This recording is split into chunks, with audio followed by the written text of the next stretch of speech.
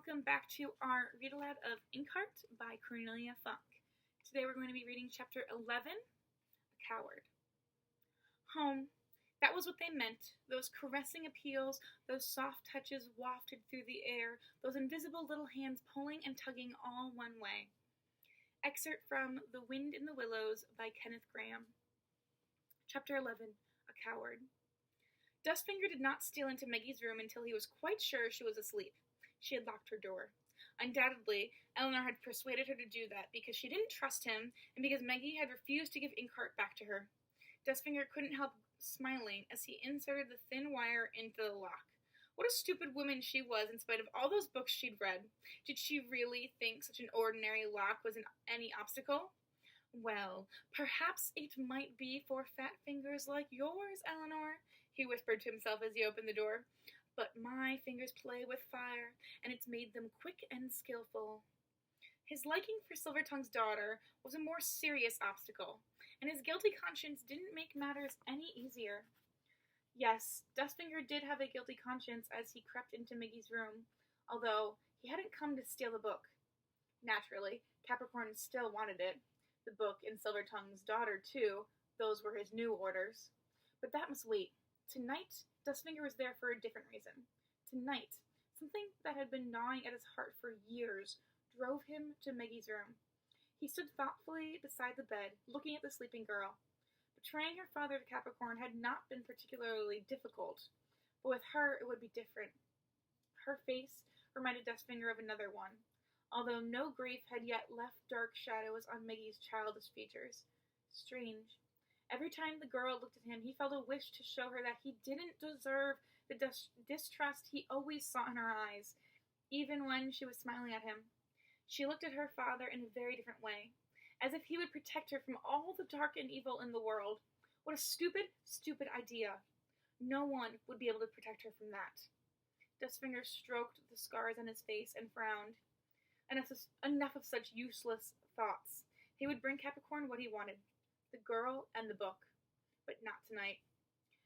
Gwyn moved on his shoulder, trying to wriggle out of his collar, which he liked as little as he liked the dog's leash Dustfinger always carried with him. He wanted to go hunting, but Dustfinger wasn't letting him out. Last night, the marten had run away from him while he was talking to Basta. The furry little devil was still afraid of Basta. Dustfinger couldn't blame him. Maggie was sleeping soundly, her face buried in a gray sweater, probably her father's. She murmured something in her sleep, but Dustfinger couldn't make out what. Once again, his guilty conscience stirred.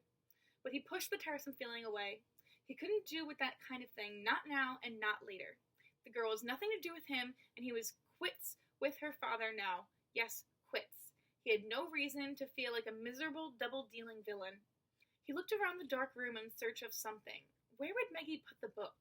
There was a red box beside her bed. Dustfinger lifted the lid. Gwyn's chain clinked softly as he leaned forward. The box was full of books. Wonderful books. Dustfinger took out the flashlight from under his coat and shone it on them. "Look at that," he murmured. "What beauties! Like a party of ladies dressed in their best to go to a prince's ball." Silvertongue had probably rebound them after Maggie's little fingers had worn out the old bindings. Yes, of course, there was a sign, the unicorn's head. Each book bore it, and each was bound in a different color. All the hues of the rainbow were gathered together in that box. The book Dustfinger was looking for was right at the bottom. With its silvery green binding, it looked plain, a poor thing among all the other grand and lordly volumes. It didn't surprise Dustfinger that Silvertongue had given this book such a plain dress to wear. Very likely, Maggie's father hated it as much as he loved it. Dustfinger carefully extracted it from the other books. It was almost 9 years since he last had it in his hands. At the time, it had still had a cardboard binding and a torn paper dust jacket. Dustfinger raised his head. Maggie sighed and moved until her sleeping face was turned his way. How unhappy she looked. She must be having a nightmare.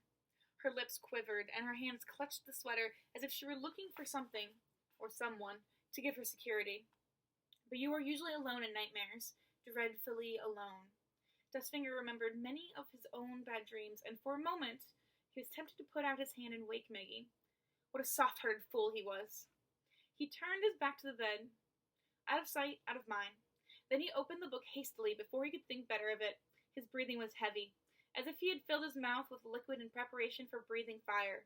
He leafed through the first few pages and began to read, slowly turning page after page after page. But with every page, his fingers hesitated a little longer, until suddenly he closed the book.